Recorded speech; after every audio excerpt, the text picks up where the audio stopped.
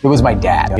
You got some extra money, you want to make a good return. At what point did you really start? I ended up getting bailed out by the government. I basically broke even. So the government kind of supplemented the loss that I had. Every budget I set got spent. And if I just spend the whole budget, it's going to force me to have to get more money. I'm going to invest this money. I'm going to build a business that operates without me. After that, we're going to be financially free. There's been several times where I've ran out of money, and that's like been my saving grace because I was doing something wrong. And like, what if I continued down that? You shouldn't use your own money in your business. And you certainly shouldn't use the profits from your last deal to fund your next deal. Once you do that, then I think it unlocks everything.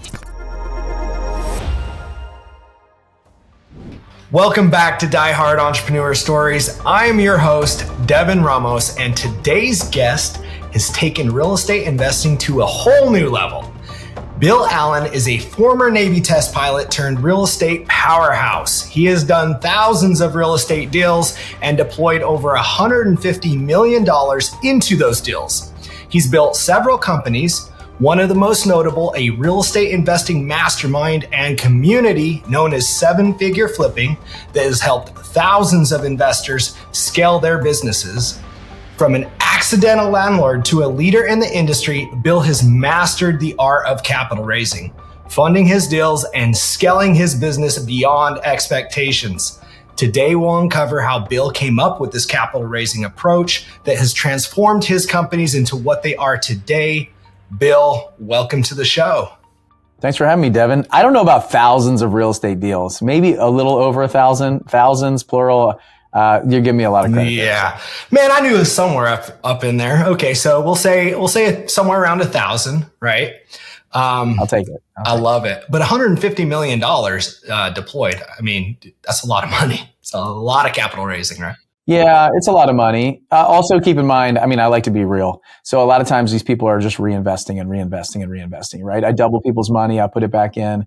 If I said that was all like 150 million of just one, a couple people's money, and every time I'm raising, I'm adding it in, that would be a lie also. So, let's keep it real. I think a lot of people are like, exaggerating things, putting, just kind of elevating and not being honest about the background. Like we've done over 1,000 deals, but about 75 to 80% of those were wholesale deals. So I don't like fix and flip all those either. So just, when people throw out numbers and talk about stuff, I would say ask questions about it. Like if you made, you got somebody who's doing $2 or $3 million a year in their top line revenue. Well, is it taking you like 1.9 million to do $2 million in revenue? So that's like the next question that you ask, right? Like things like that. So, there's a lot of vanity out there. So if we can keep it real today, that'd be awesome. I appreciate the realness. So, Navy test pilot, that's like top tier for pilots, right? Yeah. So, Top Gun the movie got a lot of credit, right? So that's the strike weapon schools. There's like weapon schools for that. A lot of people go through that. Test pilot's more like nerdy stuff. It's like, math and science. So if you're really good at science and you're a good stick, so you can fly we call it on condition as test pilots. So you can fly an airspeed and altitude, a heading. Very precise flying is what's important when it comes to testing aircraft. So I went to school in England for that for a year. The government, so if you're paying taxes, you paid $1.6 million to send me to that school. And then the Navy used me for like 2 years after that as a test pilot, and then kind of threw me out and I went somewhere else and did something else. So that's your tax dollars at work, but I had fun.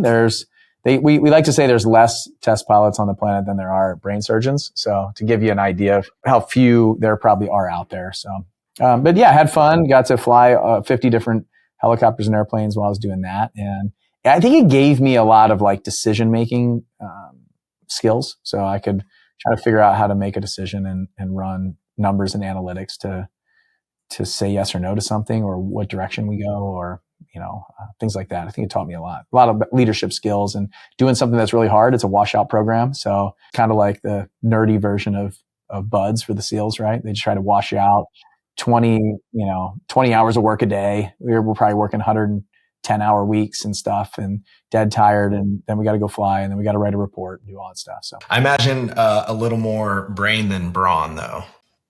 Yeah, for sure. Yeah. But I I got away with it. So I did pretty well. So cool. I don't think you have to be like, the smartest person on the planet to do it either. I think a well-rounded person does a good a good job there. We had some really like brainy people that didn't have a lot of common sense. And I don't think that served him that well. That makes sense. Cool. So where does real estate investing come into play? I know that, I've heard your story. You became an accidental landlord and that kind of started to pave the way. But at what point did you really start investing? When I was in college, I was doing ROTC at Georgia Tech. This was in the 90s, early 2000s. And I had a commanding officer say that he bought a house in every duty station and never lost money. And I was like, dang, that sounds awesome. Maybe I should do that.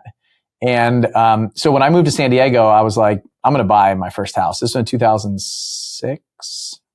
And, bought my first little 700 square foot condo, rented it out when I was deployed. And then when I moved to Pensacola, rented it out. Of course, the real estate market crashed at that point, and my condo was worth half of what I paid for it. And so that was like my first entry into real estate. It wasn't necessarily my plan to real estate invest. It was just to buy a house, or in that case, a condo in every duty station, So then I went to Pensacola, bought a house in 2009, and I ended up getting bailed out by the government. We had a program called HAP, Housing Assistance Program. That was an Army program, by the way. I'm sure you'd be happy to hear that. And then, so I sold it for like half of what it was worth. And I basically broke even. So the government kind of supplemented the loss that I had. And so broke even. And then it gave me a new start. In 2009, bought another house in Pensacola. I planned to rent that out when I left. And then when I moved to England after Pensacola, I rented that out, and I was making like $500 a month. It was great. But it wasn't the $500 a month that changed everything for me. It was really as the equity started growing in that house, and I was looking at my net worth and balance sheet. I tracked my net worth every single month at that time. And I had this little note section on the side that was like, what did you do different to increase or decrease it that month? And it was really the real estate market that was increasing my net worth over time. My stocks were doing okay, but the real estate market was going up in a significant amount, and the equity was there. So then I was like, I'm going to buy some more rentals. So that turned into buying more rentals. And then, I watched all the flipping TV shows. So I was really interested in flipping a house one day, and I did that was 2012. I've just got back from England. I was living in Maryland, and I was buying these rental houses, and my realtor said to me, if you flipped this, you could make quite a bit of money. And so I was like, all right, let's try that. And it's because I was buying all these rental houses with her.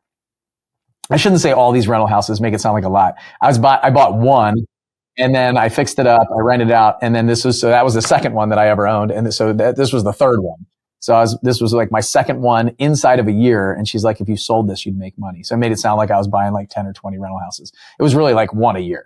And so I bought this rental house, fixed it up, made $43,000, and it totally like changed everything. That's half of a military salary, So that was so big that I was like, man, I felt good. I want to do it again. And so then I moved to Pensacola, found another house that we could fix up. Took me like 6 months to find the next one. Fixed it up, sold it, made $45,000, and I was like, okay, this is repeatable. I'm a creature of like habit. Like the first time I was like, that's a fluke, and then when I did it a second time, I said, okay, this is repeatable. I can do this over and over again. And then we did. Then we kind of joined Seven Figure Flipping. I joined a mastermind program, a coaching program, and I did 67 houses the next year. So I went from one house a year to we did 67 the next year. And that's still while I was active duty. I was flying 10 or 12 hours a day. And it was just about, building a team, doing the right marketing, and having the right strategy as a business owner. So it wasn't easy. Took a lot of time.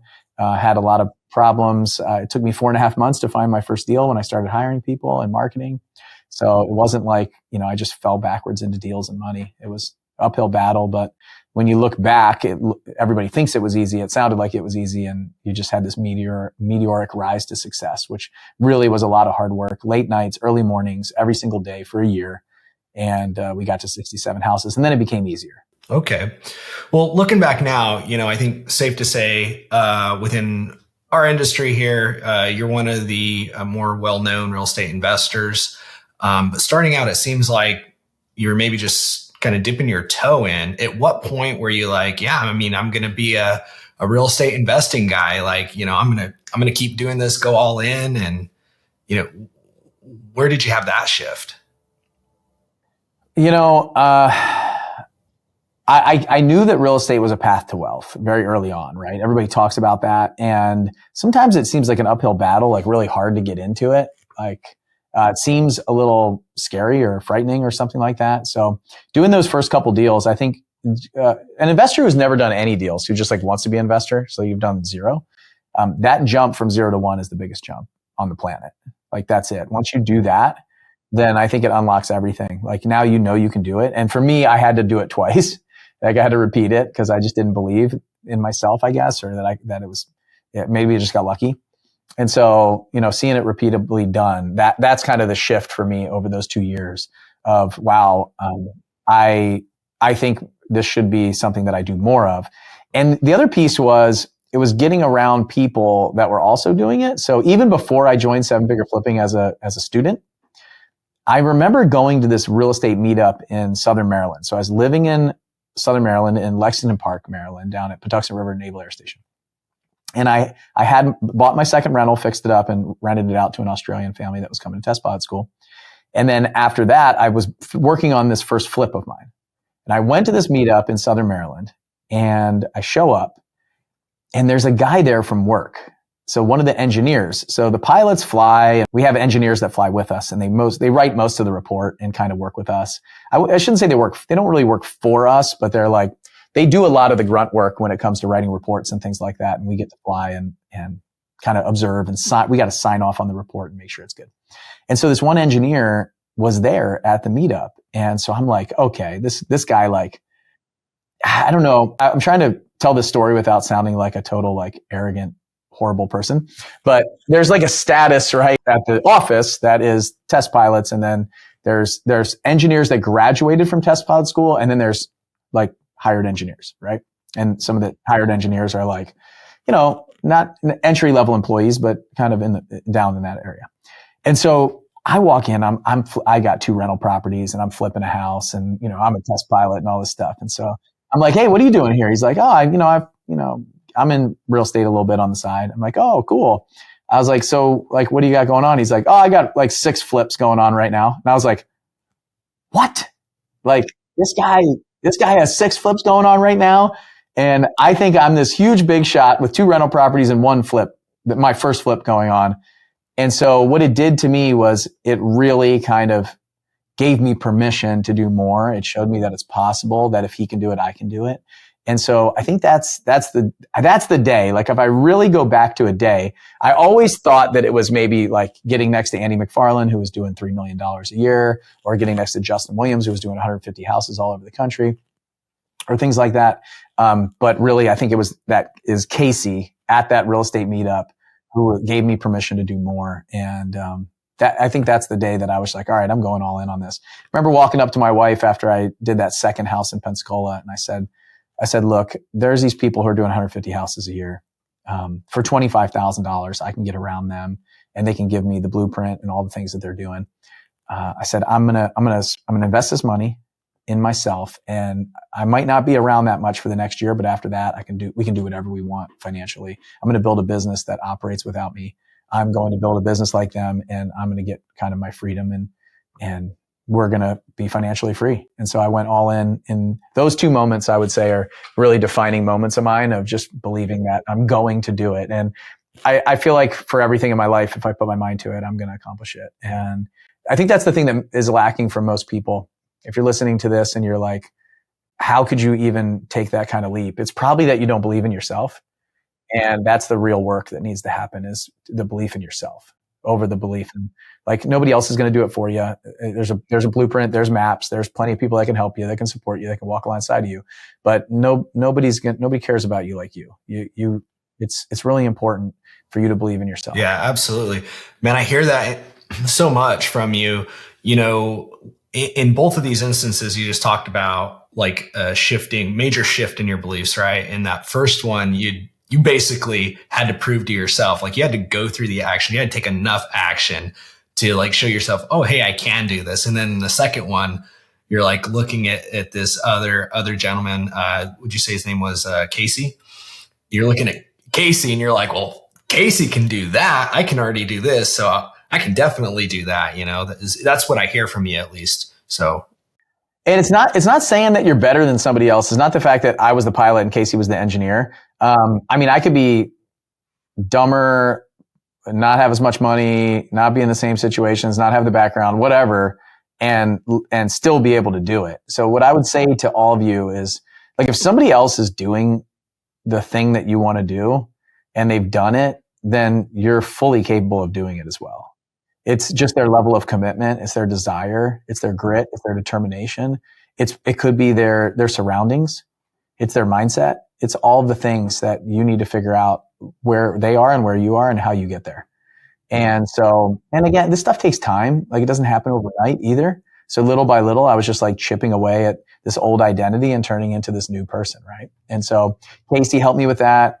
Justin Williams helped me with that. Andy McFarland helped me with that. You've helped me with that. Everybody that I've ever come in contact with has helped me kind of change and shift and pivot and adjust and just try to get like 1% better every day. That's cool. Just 1%. I love it. So at what point did you realize, or maybe you didn't, I'm not sure, hey, I need outside capital, or like, you know, the capital I have isn't going to cut it. Like, what was that shift like? The first deal that I ever did, so when I bought the house in Pensacola, I sold my car. I had a 2003 Cobra. I loved that car. It was supercharged, convertible. It was so awesome. And I bought it like 3 or 4 years before, but I needed it for a down payment on that house. So I sold my car and I got a down payment. For the house that I bought next as the rental in Maryland, I just kept saving up and saving up and saving up. And so I took my savings and I took a loan from my 401k. So I was able to take $50,000 loan from my 401k to put the down payment on the next one. And I was using traditional financing for these houses. And then the third one that I bought, I was able to cash out. I did a cash out refinance on my house to take that cash and then buy the third house, which I bought at auction. And I also had a family member lend me like $75,000 for that deal to kind of add up to the purchase price and the rehab cost for that flip that I was doing. And so that was kind of my first entry into like private money kind of thing. But I mean, that was a family member. So it was like very easy. It was my dad. So I was like, hey, Dad, you know, you got some extra money. You want to make a good return. Let's do this deal together. And she was like, yeah, sure. Like, no problem. Right. So I didn't see it at that time as like a scalable thing. I didn't even know much about private money or any of that stuff. I just called my dad up and was like, hey, I got almost all the money for this house, but I need like another 75 grand. You want to invest? You know, so it's a different conversation than the ones I have now.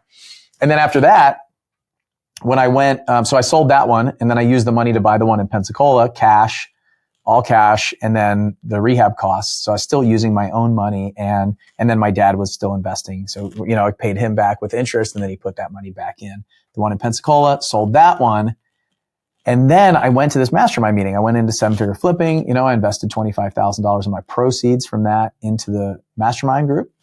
And I met a guy there who had money. He lived in San Diego. Andy McFarland was my coach. He connected me with another member. And this guy didn't want to do any of the work. He just wanted to fund projects. And so he had a couple $1 million and I was in Pensacola. I was buying from auction. So I started going to the auctions and buying online auctions. And I started buying all these houses and he was using his money and we did 50-50 joint ventures. So I probably did 8 houses with him in a row that first year on 50-50 JVs. So he would put all the money in. I'd put money in for like utilities and insurance and the little things, but he paid the purchase price, all the rehab draws, all that stuff, the primary amount of money. And then we split the profits 50-50. So that was kind of our joint venture agreement. Well, what happened over time was I started reading and learning more about raising capital, raising private money. I found this book called Getting the Money. So it's a woman named Susan Lassiter Lyons wrote this book. I don't know. It was recommended to me somewhere very early on, like 2015, right? I read this book and it totally shifted like everything. So if you've ever read that book and then you've been in my challenges, my coaching, anything, you'll see a lot of similarities. I've obviously expanded and made it my own, but you'll see a lot of the foundational work came from Susan Lassiter Lyons. She spoke at my conference in 2020. Really phenomenal person. She's got a great philosophy on this. That book was like, I don't know that she knows the impact that book's had because it's made such impact on me. And then I've had thousands of people go through my trainings. So it's just a trickle down effect. And I'm insanely grateful for her to have written that book. So That's when I realized I got to raise private money because I was giving away 50% of the profits. These were $20,000 to $25,000 checks that I was writing when I should be give like $6,000 to $8,000 in private money costs. So I was leaving a lot of my revenue was going out to my JV partner, which I'm grateful for. Like, right. He got me a lot of experience, some notoriety, some success track record, those kind of things. And then I started working with local banks and I started working with private lenders. And so I became somebody who was talking about money all the time. I was talking about deals. I was talking about money. I was talking about how you can invest in real estate. I was constantly talking about this and branding myself as somebody who could help you make money in the real estate business. I would tell stories about how I took all my money out of the stock market, where I'm putting my money into real estate, what I'm doing, the direction and path. As people started watching this, I became more successful. We were able to move across country when my son was sick and buy our house for cash because of my business and the fact that I've been smart with my money. I had IRAs and 401ks of my own that I was self-directing into real estate so I could tell people about that. And that's the point where I was like, okay, I got to figure out how to raise private money. And then I did a couple of deals together and then just kind of scaled that up from there. So it was really, the catalyst was I was giving away too much of my profits to my 50/50 partner. Where's he at now? Do you know where he's at now? Yeah, I still text him from time to time. I'm always trying to get him in some of my apartment buildings and stuff. But I mean, he's got a good life. He was an REO realtor in San Diego for a very long time. Made a lot of money in the REO space after 2008. We got some family money and stuff like that. He's fine. So I still message him from time to time. We still talk. Sometimes he still jumps into my trainings and stuff. I'll see him on there. So, what would you say to somebody who's in that position right now? I mean, do you think, I'm sure we'll get into this, debt versus equity, but what do you think about, hey, I'm limited on skill. I have some resources, don't have a lot of money, haven't been able to raise capital. So I'm just going to JV and split the deal 50-50. Do you think that's still a viable strategy? Yeah, I don't think there's anything wrong with that. I definitely think there's a few things to think about is just because you think that you can't raise capital or you think that you might not know anybody that has money. I don't know if that's exactly true. That's like an absolute mindset. Like, oh yeah, none of my friends have money. Of course, Bill, you have like family and friends and all these people that have tons of money. The majority of my money lenders are like, military guys that I flew with that made $150,000 a year max ever. Right. And some of them are airline pilots now making decent money, but they're just smart with their money. So, like I have teachers that have hundreds of thousands of dollars that invest that probably made $60,000 or $70,000 a year max. They were just really smart with their money. And saved it and invested it and grew it. And now they have some investment capital. So you'd be shocked at who has money and who doesn't. I mean, I got a message last night, somebody who wants to put almost $200,000 into our apartment building. And I was like, I thought it was going to be like 25 or 50, like 180,000. I was like, wait, what? Like, is that all that under your mattress? And because I know this person and I know they don't make great money. They're just really smart with their money. They save it, they invest it, they grow it. So yeah, you never know. And so I would say do both. That's good. So if you're doing 50-50 JVs, that's totally fine. Like don't pull the plug. Don't hurt that relationship. Don't kill that relationship. I can tell you what, I want to stay connected with that guy from the past because if I need money, like he's my guy sometimes to go to. Like right now I need $500,000 at like 12% on one of our apartment buildings for a short-term, like 6-month note where we'll pay monthly payments. And so now that we are having this conversation, I'm going to text him right after this because some of the people that normally do that for me said they couldn't do it right now. So, you never know when you're going to need that. Like if you have a deal that can afford it, you want to keep that. I like to keep all my relationships like where I want to stay close to those folks. You never know when you're going to need them again. And if a deal can afford it, I'll take it. If it's 50-50 JV or nothing, I'll take the 50-50 JV.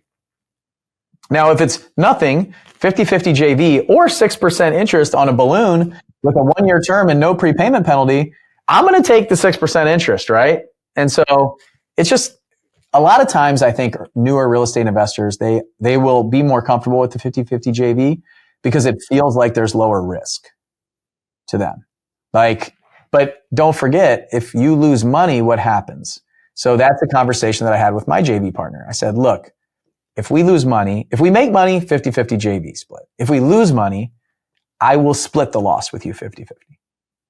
And because, I mean, the money lender isn't going to take all the risk. Now they might, but it's a conversation you want to have in the beginning. So usually a lot of times like partnering, doing joint ventures like that, it's usually coming from a place of some insecurity of just de-risk the situation. But you also lose a lot of the upside potential, right? So I'm always banking on the fact that I'm going to win while still analyzing the possibility of loss and risk. That's good. I love that. So well said. So when you were first doing those first few deals, I know you borrowed the money from your dad, returned that money back to him, got some money back. What were some of like the key things you did in terms of strategy to help you gain investor trust and like continue to secure more and more funding? Yeah. So I talk about it everywhere, all the time, nonstop. Like, especially at that time, I've always been really interested in money. So I know this doesn't come natural for a lot of people, but I've never had a problem my whole life about talking about money. So not like when I was a kid, I want to turn $1 into $2. I used to sell candy at school. We'd buy it in bulk at the commissary. My dad was in the Navy. Also, buy it in bulk in commissary. I'd break it up. All the stuff that says not for resale, I would break it up. I'd put it in my little pencil box. I'd go to school early, set up my shop, and I would sell candy. And then it was like mowing lawns, and I was a little hustler, shoveling the driveways of snow and things like that. So my whole life, I was interested in turning $1 into $2. So I always was interested in money, not like hoarding it, but talking about it, no problem. So if that's not you and you have a history or a background of not talking about money, maybe it's the way you grew up. I wouldn't say money in my house was like talked about. I had no idea what my parents made for a living. I grew up in the 80s. There was none of that stuff. You don't talk about it. And so I think, and there was no like Instagram videos of like Lamborghinis and stuff, like all the stuff now. So, but I always was interested in just like, I was never shying away from that being something that I was okay talking about publicly. So anytime I was doing a deal or going to a real estate meetup or things like that, like very early on, I knew that like social media or email or text or phone calls or in-person meetings should be revolving around kind of what I'm doing, So I would say it's like personal branding before personal branding was a thing that people were selling as a coaching program, So it was like, and I branded myself, I would say, if you really look back over the last 12, 13 years of just being like a money guy, like a guy who is, maybe money and then eventually kind of, money through real estate. Because even before that, when I was at my squadron, before I was really big in real estate, I was talking to people about my stock market investing strategy. It was an index fund strategy that was based on very low expense ratios and the proper asset allocation inside of your stock portfolio. It wasn't day trading. It wasn't any of that stuff. And so very early on, I was talking to people about how I was making money in the market and long-term strategies and some of the books I was reading. It was always personal development stuff. And so that was like people would come to me about like kind of some financial advice. And then it became financial advice through real estate. And honestly, like if people talk to me now, I don't just talk to them about real estate. I talk to them about taxes. I talk to them about their strategy. I talk to them about the stock market, about cryptocurrency, about real estate, and all these things. And this is why I'm heavy in real estate, and it might not be right for you. I never put somebody in a spot just because it helps me. I'm always saying, if it helps you and it makes sense for you, invest with us, work with me. But if it doesn't, I say no, it's not a good fit. So I would say that's probably it. Very early on, I built an email list of, friends, family, coworkers, people like that, who were interested in just following my journey in my new business. And so I started writing blog posts on my website for my company. And then I started sending out an email once a month. Just, if it was friends, family. I didn't ask my friends and family if they wanted to be on my list. I just sent out my monthly Christmas card about my business, And so it's just like your Christmas card list. Hey, what's your address? The same thing. I just started sending some emails. And little by little, I would tell stories. I'd tell stories about what's going on in business. I'd tell stories about, I had to fire somebody, or I just hired this new person, or we're moving into this new market. It was just like a newsletter before newsletters were really cool, I guess. And so it was an investment newsletter. And the interesting thing is they're watching what you're doing. So think about today, you have your own TV show. Whether it's your social media page, it's an email newsletter, it's a text thread that you do, it's Facebook, Instagram, YouTube, podcast, whatever. It's just the fact that you can share information and people can follow along with you. everybody wants to look at everybody else's life. Like their life is kind of boring, it feels like, and in your pocket, it's got everybody else's stuff. And so I would say, what do people see when they look at you? What are they watching? What are they consuming from you? They want to be a part of it. And so I just invited people along the journey. And then little by little, I started like changing and adjusting that based on, I'm very systematic, process oriented. I try to remove myself from the operation, if I can. But, raising money and connecting is about trust. So people need to trust you in order to do business with you. And so you got to figure out how you build trust. So I know there's a lot there, but primarily for me early on, it was about sharing what I'm doing.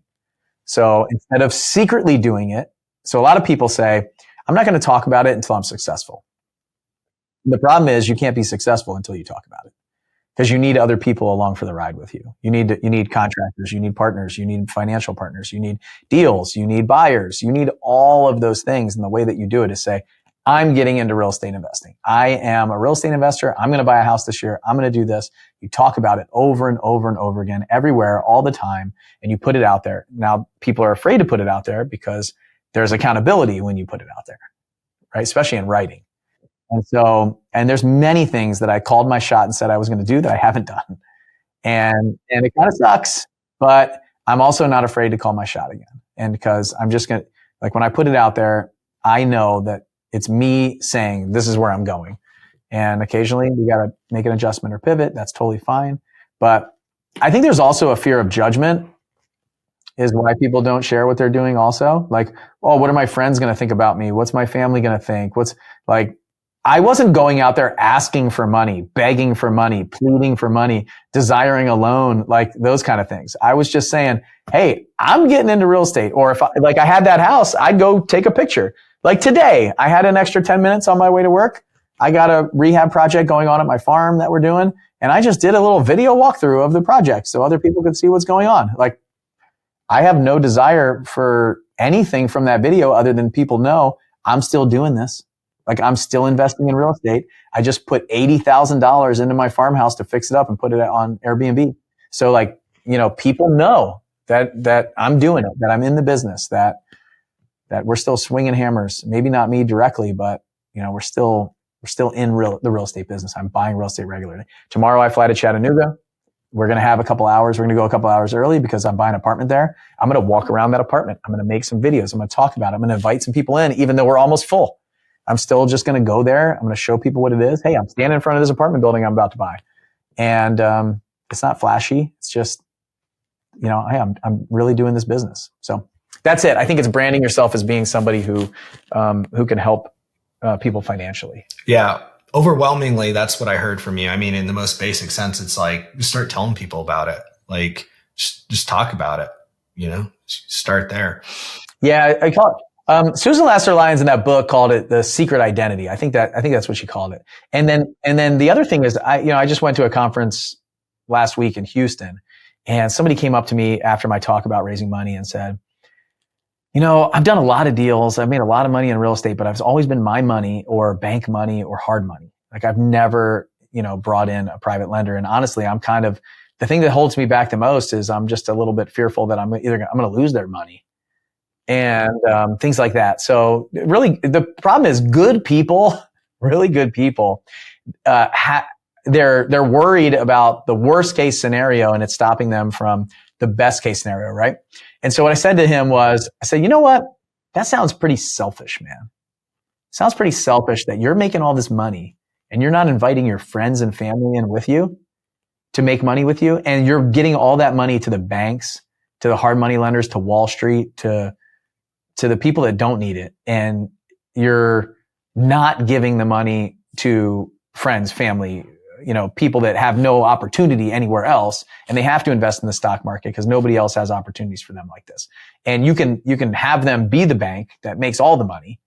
And I was like, dang, that's selfish. And he's like, oh man, because that's how you hurt good. That's how you get good people to make a decision. You hit them where it hurts, and that's where it hurt for him. And he was like, oh crap, you're right. I need to invite people in. Like, I have opportunity here. I need to provide an opportunity to them. And that's the shift that needs to happen in most of our minds, is because once you have a lender come in, they finance your project, you flip it, you make money, and you pay them back with interest. It's the best feeling on the planet. And then they're like, I don't want this back. You take it back. You put it in the next deal, put it in the next deal, put it in the next deal. I don't want it back. And that feels really, really good when people are like, I can't believe you just made me that much money. Like my aunt, I have this, my dad's brother, his wife, she got like a retirement account with us, and she's just putting in money in all of our apartments and projects and stuff. And she's like, she's my best friend. She's like, you just keep doing what you're doing. We had a 94% return on her money in 22 months on a deal. And she's like, she still talks about that every time I see her. She goes, could you do another one of those? I said, we will. I don't know when, but we will. And so it's been cool to have, my friends, my family, folks like that, make them money. And I'm happy to say at this moment, right now, at the time of this recording, that I've never lost anybody's money, and I've always paid back every single dollar and the return promised to everybody. And I don't know if it'll always be the case. I hope it is. My plan is for it to be. But that I'm really, really proud to say that. And there's plenty of problems and issues that we could have going forward, things that could happen, but I pride myself in that. And I think that's what most people, when you get there, you're like, man, this feels really good to help other people. So I like a real estate Robin Hood is what I want to be. I want to be the real estate Robin Hood that like robs from the banks and gives to the people, right? The rob from the stock market and Wall Street and give it to the people. Because the people, a lot of these people, they don't know where to put their money. They don't have the opportunity that we have. They don't have the skill set. They don't have the time. They don't have the desire to do what we do in the active side of the business. So, real estate Robin Hood. So I think I need to coin. You do. You need to make a T-shirt or something. That's man, I really love how you frame that, because it's so true. I was actually looking, I was going through our loans for last year and seeing how much we had paid in interest. And I think I was about 70% to hard money in banks. And then like the other 30 was to private lenders. And I was like thinking I raised a lot of capital. I used a lot of capital last year, but still like only 30% of the interest I paid. And, to your point, like what a way to reframe it. Like I got to pay the interest, period. Like if I want to go bigger, I only have so much money. If I want to go bigger, I got to pay somebody interest. Why not be paying those people, the people in my circle, the people that believe in me, like people that don't have access, if they didn't know me, wouldn't have access to those sorts of opportunities versus the bank or an institution, or bank is an institution, but like I just love how you framed it that way, man. That's so good. You shouldn't use your own money in your business either. You shouldn't use your own money in your business. And you certainly shouldn't use the profits from your last deal to fund your next deal. And so that's why every flipper is broke. That's why every wholesaler is broke. That's why everybody's broke. They put all their money back in as they're growing their business. They hire the next person. They use the money that they made on the last deal to pay for that person. That's why everybody's broke. Like you should not use your money. You should take your money out, and then you should ask yourself, am I going to make a better return investing my money back into my business, or am I going to make a better return investing it somewhere else? And so I don't typically invest money into my business. I typically can raise capital for my projects at a lower rate than I would charge for my own money. And then I can put my money in places that give me other leverage, like tax depreciation, tax write-offs, net worth growth. So I want like 18 to 20% returns on my money, right? And potentially cash flow. And then let me go raise money at 8%, 9%, 10%, 6%, 12%, because I wouldn't lend money to somebody else's business at 12%. Why would I lend it to mine? And so most of you are out there lending your money to your own business at 0%. And so like go raise money. You're probably, if you're making money in your business, you're comfortable and you're lazy. And so you're using your own cash because it's easy. And eventually it won't be when you're out of money, and then you get backed into a corner and you have to raise money and you don't have the skill. And so today should be the day that if everybody listening to this stops putting their own money in the deal. That's so good. I love the way you broke it down too. You didn't just, give the old cliche, OPM, use other people's money. Like you really broke it down. And I appreciate how, my thought, just playing devil's advocate here is, I've heard people say, Yeah, well, what about, what if I get over leveraged and, there's been several times where I've ran out of money and that's like been my saving grace because I was doing something wrong. And like, what if I continued down that rabbit trail with other people's money and all that sort of thing? But like you pointedly drew out here, like, run a business the right way, take your profits out, deploy your money where it's going to count the most, and then learn as a skill how to raise capital at a lower rate, still benefiting those people. The reason why that business owner is getting in trouble is not because they're raising other people's money. It's because they're not buying good enough deals. They don't have enough equity. They're not buying at a discount enough. They're not strategically running their business with enough equity inside that business. It has nothing to do with whose money is there. Whether you lose somebody else's money or your own is your problem of how you're running the business. So the answer to that is you can still raise 110% of other people's money in your business so that you have cash, and you can be at a leverage percent that you're comfortable with. Maybe that's 60-40, maybe it's 50-50, maybe it's 70-30. I don't know. It's up to you. But I also will never say don't have reserves so that you can put money in an emergency if you have to. It's not run your business with other people's money, have $0 of retained earnings inside the company. You should be some, but don't use it as your down payment to buy things. It should be an emergency fund. Emergency fund doesn't mean, or the reserves inside your business doesn't mean, oh, we got a deal. Let's take the $100,000 that we have in the operating agreement and buy that deal with it. And now we have zero. And now we got to figure out how to make payroll next week, and what it should be is, so here's an example in my life. So what I try to do is anytime the business makes money, I pull money out of the business and distribute. I try to distribute to the partners, pay myself, everything, right? And I'll usually hold back some for, a problematic quarter. So I'll hold back a little bit, but typically I'm distributing out of a cash flowing business or even a business that's flipping or wholesaling houses. I don't want a ton of money just sitting in the operating account in the business, right? And then I'm going to raise capital at 110% for every deal that we have.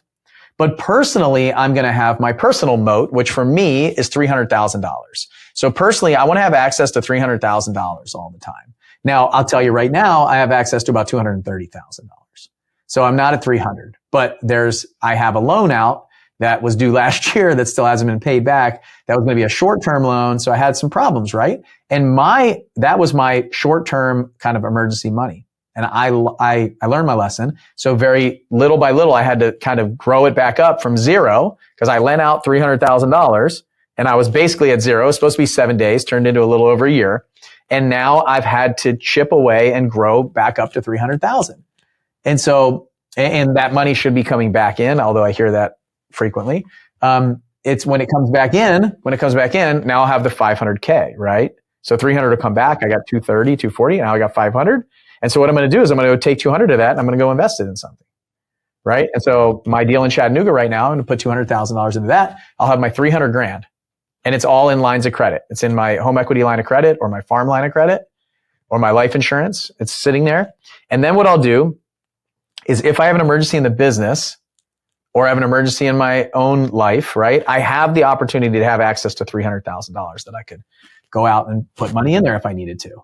Or fund a growth project or something that I strategically decide that my money is going to make a great return.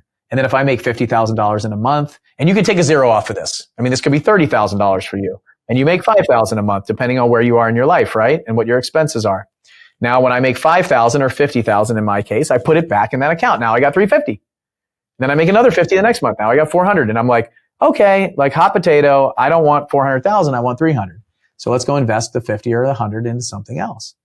And so just so you know, just because you're taking money out of your business, that's what a business is designed for. The business is designed to make money and pay the partners, right? Not let the money sit in there unless you're a VC hedge fund or some venture capitalist firm where you're going to lose money for the first 10 years and you're fine with it. And they, by the way, that's not their own money. They're funding it with a bunch of other people's money. They just don't care if they lose it. And so with all that said, you can't be broke everywhere, right? But pull the money out of the business, put it in your bank account, and then you can strategically decide if you want to invest it back in the business. And am I going to make a good return? If you want a 20% return and you investing in the business is going to make you a 50% return, that sounds like a good investment to me. Maybe it's hiring somebody. Maybe it's bringing a system on. Maybe it's a new marketing channel. Maybe it's something that you see an opportunity that needs capital, and you might be the best partner to bring the capital in, versus, and that might be risky capital versus when I'm funding a project with a house that's backed with an asset, I don't see that as risky capital. I don't put other people's money in risky capital decisions. I put my money in risky capital. I put their money in low risk, high return capital with asset backed. So there's a little bit of strategic conversation because first of all, you said some people think that that putting other people's money in there is hamstringing their business and making money tight. It's because they're not buying a deep enough discount. And here's why that happens. When you're using your own money like that, where it's just in the business and you're like, you basically feel like you have nothing to lose. You'll buy a thin deal because it's your money. Now, if you use somebody else's money or you're looking at the deal as an investor of your own money, like once the money hits your bank account, you're a lot more strategic with the decisions that you make about your money. When it's in the company account, you treat it differently. It's easier to make that decision. You're like, oh, we could buy a thin one and make 15K. Then you end up losing 10, And I know you've been there. I've been there. This happens. And it's because we're not making smart decisions. Now, if I was putting my aunt's money in there or my grandmother's money or my uncle's money or my friend's money in that project, I might be like, I don't know. It's pretty tight. Like I can't afford the interest on this. It looks like we're going to make 7 now, not 15. So you would say no to it. You underwrite it differently. So you'll make better decisions in your business if you use other people's money or your own money strategically versus just buying whatever. Oh, that's good. So now I learned this lesson about a year and a half ago. But I'd love for you to share why you said raise at 110%. Yeah. Okay. So most people are raising 90%, 100%. They're funding the gap, things like that. But flippers are always broke primarily because there's a lot of other things that come up inside of a project. There's contingency budget that might happen, and you might have that built in to your rehab budget. If you do, great. But you got to pay insurance every month. You got to pay utilities. You might have to pay taxes. Rarely we do if we're flipping it. But you might have to pay hard money loan interest. So if you have a hard money first and then you have gap second, then the hard money lender typically wants a monthly payment. And they're not overfunding the deal to give you monthly payments. So you should overfund the deal to make the monthly payment. So that money isn't, because what happens is, let's say if you got one deal and you got 50K in your operating account and, you have to pay some utilities, you have to pay some hard money interest for a few months. Maybe the project goes over an extra month, things like that. You'll probably be you'll have 25 or 30K left. And so you use 15 or 20 grand of your money. Not a big deal. Now, let's say you have 10 of those projects going on at one time or 5.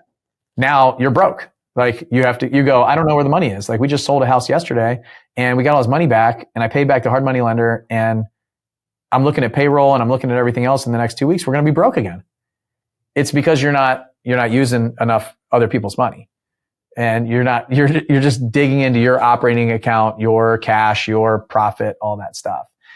If you're a flipper and you're like, you know what? I've been flipping houses for a couple years now, but I'm not paying myself very much money. I'm making less money than I was. It's my P&L. My bookkeeper said that we made $300,000 last year on all of our projects, but I made $40,000. Where is the 300,000? It's on the grocery store shelves. You probably have a bunch of inventory. And it's all tied up in that inventory. So the only way that you see the 300K is if you sell off all the inventory, which probably never going to happen unless something goes wrong. So, and it's because you're not raising enough money. And additionally, inside of that, when you have that $300,000 in the business that you made, you're paying taxes on the $300,000 that you made. And you're probably not pulling out money for taxes either. So there's a whole lot of problems with it. Where if every time you made $30,000 on a project, net to you put $30,000 in your personal bank account. That's how the business should be run. And then you can decide if you want to invest it back in the business or not. That's real investing back in the business. What everybody else is doing is just not paying themselves. So raise 110% because there's a lot of contingency things. There's things that happen. And then you'll underwrite your deal tighter. Because remember, it's 110% of cost. not 110% of ARV. So if you have a business model where you raise 110% of cost, but you still keep your loan to value on the ARV at like 75% or less, you're going to be in good shape. Good shape. And if you can get that down to 70 or 65, you're in even better shape. So that's how you run a business that's tight, is not where am I buying it at what percent of ARV? Like, where am I all in at? It's actually, can I raise, 100, I say 110. You might be okay at 105, but I'd really push you to do 110. So if you can underwrite a deal where you can raise 110% of the money and still be at 75% ARV, that's a good deal. Unless it's like an $80,000 project or $100,000 project or something. There might not be enough profit margin, but probably still is. If I can raise 110, even at a $100,000 project, $100,000 ARV, 75%, I'm still good. I'm probably making, $15,000 to $20,000 on that with fairly low risk. So I love that. That's so good. Bill, when I was doing, when I went from doing, one or two projects at a time to 7, 8 flips at a time, one of the things I realized was every budget I set got spent. I never spent, everything but 5K of the budget. Numerous times I went over, but I never did not spend the budget for the flip. So when I started running my numbers, like what you were saying, I'd raise 110% and then 110% would put me at, 70% loan to value. I was like, well, it's pretty easy because if I just spend everything, if I just spend the whole budget, it's going to force me to have to get more money. So effectively I'll run out of money before I overspend. It was kind of like the logic. Like that's actually how it started playing out. So like to your point, there is that safety net when you raise, 110%, you're still at 70% LTV, like you're sitting in pretty good shape. If you spend all that money, if it still pencils out and you're going to bring in, $50,000 profit on a flip or whatever, you're still sitting pretty good. And then there's some contingency for, whatever else you run into super unforeseen things. I don't know, foundation issues, structural stuff like that. So that was one thing I saw. Yeah. The alternative of what I see is you got a flipper who's like, oh, well, I'll just get the hard money loan and then we'll pay for the rehab cost. I'll just use hard money for the purchase and then we'll fund the rehab to save money on interest. Like you're paying interest either way. Like you're just not making a return on the money that you have. You're not paying yourself. You're not making a return on the cash that you have. It's free money. The deal looks better on paper because you're not charging for your own money. Like you're making a lower return on your capital than you could elsewhere. I always want my money out making money passively while I'm making money actively. And so what you're doing is you're mixing your active and passive investing, not even knowing that you're doing it. So it's a big problem. It's a pandemic, really, or I should say epidemic. What pandemic was what? COVID-19. It's an epidemic inside of the real estate industry for sure. And no, not many other business owners do that. Like most business owners, I think it's just because we're so inventory heavy, is people don't understand. They don't look at it like a business. They're just like, oh, I'm flipping houses. So when you start looking at it like a business, you start seeing that. And that's what we talk about inside 7-Figure Flipping. The majority of it in Altitude, the higher level program that we have, is very much like, let's treat this like a business. A business is a business. It's the same as anything. So, your cleaning business is the same. Every other business is the exact same. It doesn't matter what you're doing. We're just an inventory heavy business here. And so when you start thinking about it, you got to understand how to manage inventory and not go buy a whole bunch of inventory to keep on the shelves. Like when you liquidate it, you should be pulling out the profit. Yeah, you're absolutely right. I mean, like in my cleaning company, if I went and bought, 2 years worth of inventory and just left it in the closet, like I'd like never do that. We don't do that. That's silly. But like, it's easy to do that with deals,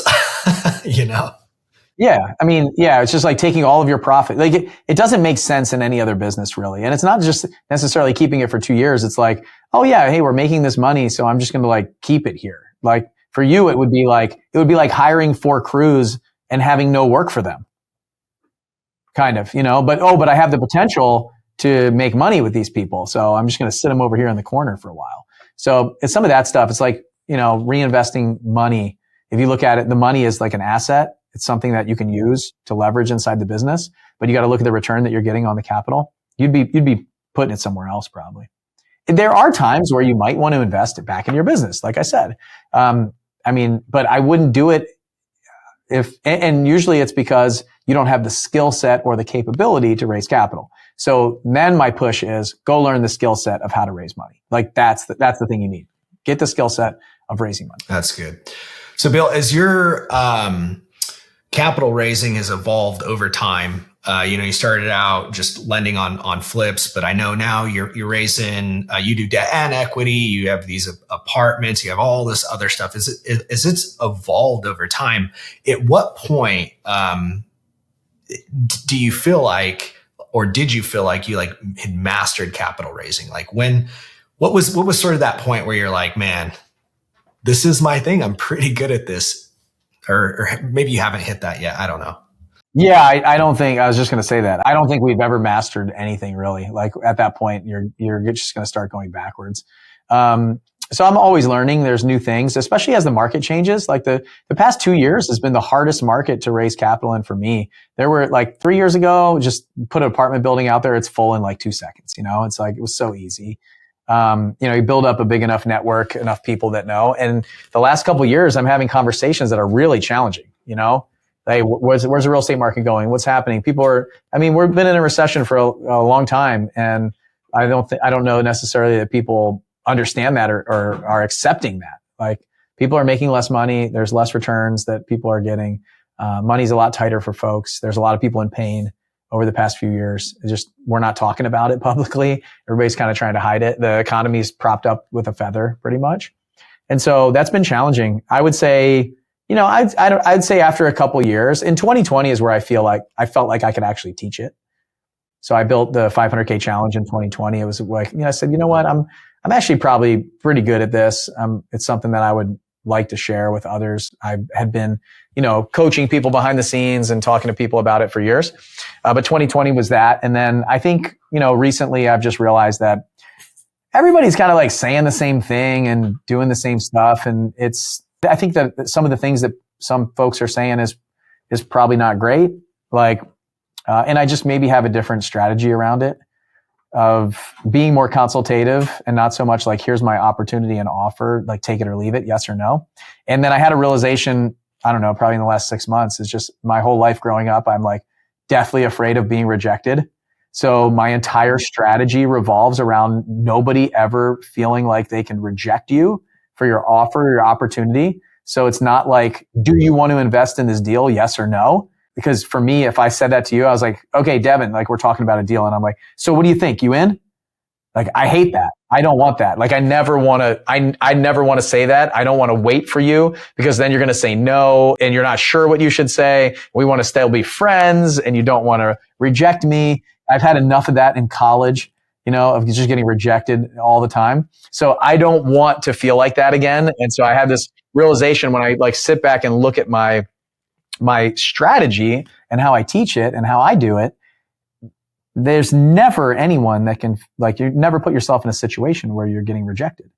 You're always putting yourself in a situation where it's maybe it's a not right now. It's I might know somebody. And effectively, the reason I do that is anytime I'm talking to somebody, I never say, do you want to invest? My simple ending or my line for them, and this is probably the best tip I can give anybody on this call, is, do you know somebody who might be interested in investing in a deal like that? And that line right there, which I don't know, it's probably like morphed from a bunch of other things and sales techniques and areas that I've heard. But that for me is the no rejection $1 million line, because they're either going to say, I would be interested in investing in a deal like that. Or like, why don't you ask me? Like, why'd you never ask me? Or, okay, I'll let you know if I know somebody. Or actually, I do know somebody. So like win, win, win, win, win. All the way from it's me, I'm interested. Okay, that's a win. It's I know somebody who's interested. That's a win. It's I'll let you know if I do know somebody who's interested, but I don't have any money. That's also a win because I did not get rejected. At no point did they feel uncomfortable in that conversation, and did I feel uncomfortable in that conversation? So that was the game changer for me. So I would say, to answer your question in short, like, I still haven't mastered it. I'm constantly like discovering new things and trying to figure it out. And the market's always going to change, and human nature is human nature. So people are going to be loose, tight with their money, all this stuff. And I just never want to feel like I'm peddling something. I'm never asking for anything. I'm just providing an opportunity, and whether it's good for you or not, that's up to you. And let me just be the vehicle and the guide and like the money Sherpa. So now I'm like the modern day money Robin Hood and the money Sherpa. I love it. So good. Well, Bill, you got somebody who's listening to this podcast and they're saying, hey, you know what? I need to raise some capital. What are some first steps, some practical things they could do? First of all, just talk about what you do and make it really compelling of why somebody should want to talk to you, and have more conversations. Just have conversations. I would say detach yourself from the outcome when you have a conversation with somebody about money. Don't go into it being like, I'm going to get this person's money. You go in and just ask them questions, find out more information. You've probably done enough research and studying about talking to sellers where you're like, why would you sell a beautiful house like this? Or why wouldn't you just sell this with a realtor? Why don't you just rent out this house? And then you ask them a bunch of questions. And when they say, when you're getting to the point about how much you're going to offer, and you say, how much do you want for the house? And they say, well, you're the big shot real estate agent, real estate investor. Why don't you tell me what you're going to pay? And you're like, well, I mean, you wouldn't take $1 for it, right? And they're like, what, are you crazy? I wouldn't take $1. And then they say, this is worth $85,000 at least. So like you got 6 or 10 different ways that you try to get them to say their number first. I do the same thing with investors. So the biggest piece of advice I have is show up as a consultative approach, treat it the same way you would a seller. And so ask them where their money is, ask them what kind of returns they're getting, ask them why they reached out to you. Hey, why are we even having this conversation? Well, I hate the stock market's driving me crazy right now. It's been up and down. It's a roller coaster. I'm tired of it. Oh, okay. Yeah, I can see that. And I never tell people what to do. Detach myself from the outcome, have more conversations, be consultative. I just ask them questions. Where's your money now? How much do you have there? Why are you thinking about moving it somewhere else? What kind of return are you looking for? How long do you plan on investing it in real estate? And if they ever, in the beginning of the conversation, you usually go, well, tell me how it works. I say, well, hey, before we do that, can I ask you a few questions about maybe where your money is now, what some of your goals are? And I just want to find out what all their goals are. What is their goal? And then is it possible that it aligns with my goal? Because if it doesn't, then we're not a good fit. And at the end, I listen to all their goals. If I don't think we're going to fit, I say, well, this is how we typically work. Like I let the investor pick their interest rate. If it works for me, we do a bunch of deals together. If it doesn't work for me, I mean, I'll put you on the list, but if you want 18%, I'll probably never call you when I get a deal. But if you want 6%, I'll use your money every single day of the week. And so you can kind of frame it like that. You just have the conversation. If they're looking for monthly payments and I can't do monthly payments because all I do is flip and I want a balloon, then I'll say, well, hey, I really prefer to do it like this. Like, well, I'm, elderly. I want my monthly payments. I say, okay, well, I tell you what, if I can find a deal that's going to work for that, or I just overraise. If I need 120,000, then I get 130,000. I give them monthly payments. Like it's that simple. So I want to understand them first. Otherwise, it's a yes or a no. So it's just here's my opportunity, and they're like, I'll do that. I'll take it or no. So you never know. Those are some tips that I have for people. Is like treat people with respect, have conversations, tell them what you're doing, put some bait out there, right? So you can do some calls. Hey, we got a project coming up. I use friends, family, warm network, friends, family, co-workers, people from church to fund my projects. If you ever have interest in passively investing in real estate and being part of what's on TV without the tenants and toilets and all that stuff, hit me up and let's have a conversation. Something like that, where then you just get them on the phone. I've got stacked conversations this week with people, and I don't know if my apartment's going to be the right fit for them. I'm going to ask them what their goals are. One guy goes, hey, I've been getting 24% in the stock market the past year in my IRA. Why should I invest in this? And I was like, I didn't say, this is why you should invest in this. This is why real estate is better than the stock market. Like that's how 99% of the planet would answer this. I said, the only thing that I responded was, do you think that the stock market is going to do that again this year? And I just left it there. And then he was like, well, let's jump on a call, man. I don't want to miss the opportunity here.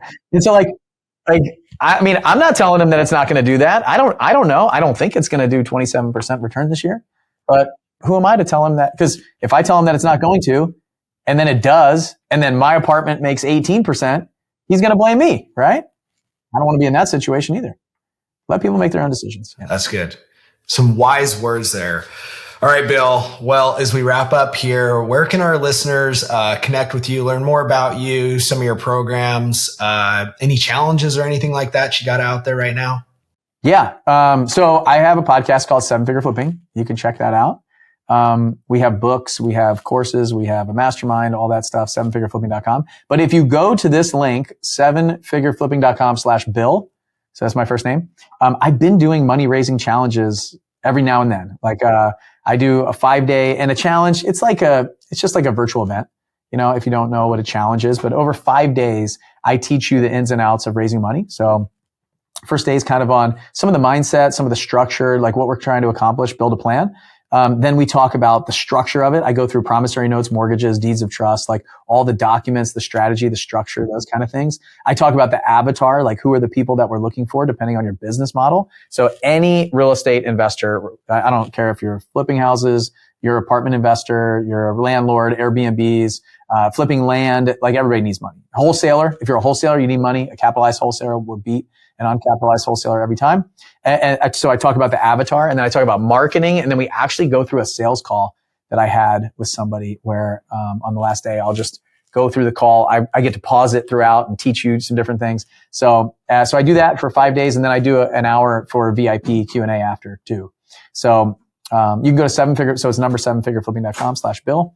And if I do it in the future, we'll just update that page with new dates. So we got one coming up like the first week of April. It's really great. This one is going to be free. So I have been charging $47 for it, but the one in April is free. So we're going to have, hundreds of people in there. I would encourage you to check it out. I don't know when this will go out, but if it goes out after that, then that page will update the new dates and what we're doing. So yeah. Bill, what about for like entrepreneurs that, are raising capital for other things, not real estate investors, but, raising capital for their inventory? It's the same. Same stuff. Good. Totally the same. Love it. Yeah. I mean, the stuff we talk about with notes, like you might not use a mortgage, but you still need a promissory note. You're going to have some sort of security agreement, some collateral, possibly, could just be on debt. But this works for anybody raising money.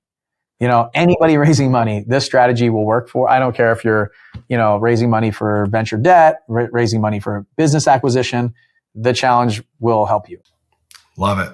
All right, folks, you heard it first from the man, the myth, the legend. Bill, any last minute final piece of wisdom for our listeners? Just understand that everybody's at a different spot. It's easy to listen to these things and feel inspired and pumped up. I would say the rubber meets the road where you just take your first step, like your first next best step. And I think there's probably, I don't know. You probably listen to a lot of these. You probably listen to a lot of books. You probably consume information. Like we're drowning in information and starving for wisdom, really. So information itself is not going to get you there. It's really about understanding your risk tolerance.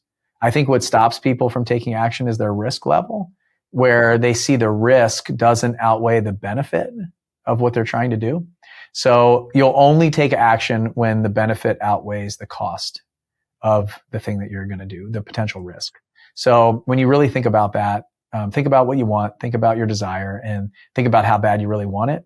And the goal is to de-risk the situation, whether that's a mentor, a coach, having somebody alongside of you. It's not more information. More information is not de-risking your situation. Experience is de-risking your situation. So getting that experience in a low to medium risk environment where the benefits greatly outweigh the costs, that will spur you into action. It's not everybody beating their chest saying, take more action. Like, you know that you need to take more action. So what you need to do if you want to take more action is figure out how to de-risk the situation to a comfortable level for you. And that's usually through coaching and mentorship and really like a guide that's along there with you that's helping you make some of those decisions and de-risking. So that's probably the best piece of advice I can give, especially to most of the listeners there who hear somebody like some folks like us talk. I was exactly where you were 10 or 12 years ago. And it was about getting in the right place, getting in the right room, having the right coach and seeing other people that are doing it, and then just be willing to take a little bit of risk, but the upside is way bigger. Absolutely. Love it. Such wise words. All right, folks. Well, we'll make sure that we drop the link down in the show notes so you can check out all that good stuff. Until next time, that's a wrap for this episode. We'll see ya.